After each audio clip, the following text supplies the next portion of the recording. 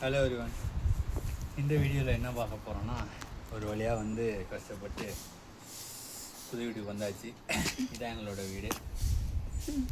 நான் சொன்னல, ஆல்ரெடி சொன்ன மாதிரி எப்படின்னா, இங்கே டேரெக்டாக வந்து ஓனர் கூடலாம், ஏஜென்ட். இங்கே வந்து ஏஜென்ட் வாங்க, நம்ம ஊரில் ஓனர் கூடலாம் டேரெக்டாக பேச முடியாது. வந்து புரோக்கர், நம்ம ஊரில் புரோக்கர் சொல்லல, அது மாதிரி தான் ஏஜென்ட். எங்களுக்கான ஏஜென்ட் நம்ம ஒரு ஃபஸ்ட் ஏஜென்ட் யாருன்னா அது இவன் தான். Rent my home. இந்த ஏஜென்ட் தான் வந்து எங்களுக்கு வந்து வீடு பார்த்துட்டு இருக்கான். ஆக்சுவலாக வீடு கொடுத்துட்டாங்கன்னா இந்த போர்டு எடுத்துருவாங்க. ஆனால் இன்னும் இந்த போர்டை வச்சுருக்கானுங்க, ஏன்னு தெரில. ஸோ இதுதான் வந்து எங்களோட புது இடம், புது வீடு. ஒரு வழியாக வந்து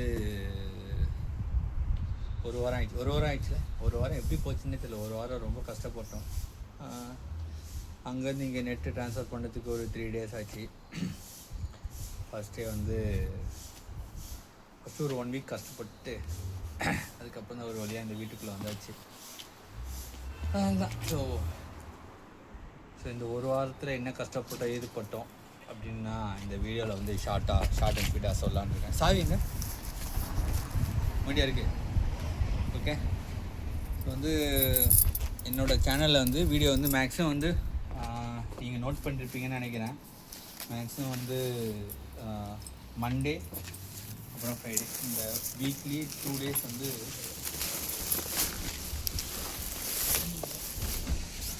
ஒன்றுடா எந்த சாவினே தெரில. மேக்ஸிமம் மண்டே டு ஃப்ரைடே வந்து வீடியோ போட்டுருவேன். என்ன திறக்க முடியும்? இந்த கதவை திறக்கிறதுக்குள்ள இந்த கதவை திறக்கிறதுக்கு ஒரு கோர்ஸ் படிக்கணும் போல, அவ்வளோதான். ஸோ நாங்கள் இருக்கிறது இங்கே அந்த பழைய வீட்டில் வந்து 2nd floor இருந்தோம். இந்த வீட்டில் வந்து 1st floor. இங்கே வந்து லைட் ஏறி பாடினேன். அதான் இப்போ ஃபஸ்ட்டு வந்ததுமே முதல் நாள் என்ன பண்ணோம், பால் எதுக்கு காய்க்கிறாங்க தெரியுமா? எதுவுமே தெரியலையே. ஒரு புதுசாக வீட்டுக்கு வந்தாங்கன்னா எதுக்கு பால் காய்க்கிறாங்க தெரியலையே. பால் எதுக்கு காய்க்கிறாங்கன்னா, பால் காய்ச்சி வீட்டில் வந்து அது வந்து பொங்கணும். ஃபஸ்ட்டு ஸ்டார்டிங்கே அதான். ஃபஸ்ட்டு எடுத்தோடனே இந்த எதெல்லாம் பொங்கி எகுறதோ அதே மாதிரி நம்ம மனசில் இருக்கிற சந்தோஷம், அப்புறம் வந்து எல்லாமே வந்து அப்படியே பெருசாக பொங்கணும். சந்தோஷம் நம்ம லைஃப்பில் வந்து சந்தோஷம் பெருக்கும். லைஃப்பில் வந்து சந்தோஷம் பெருக்கணும்னா வீட்டில் ஃபஸ்ட்டு புது வீட்டில் வந்ததுமே பால் வந்து பொங்கணும். அதுக்காக கரண்ட்டு பில் எகிரணும் அப்படிலாம் நினைக்கக்கூடாது. அவ்வளோதான். அதனால் வீட்டில் வந்து பால் பொங்கி ஒரு வழியாக வந்து வந்தாச்சு. இதான் எங்கள் வீடு.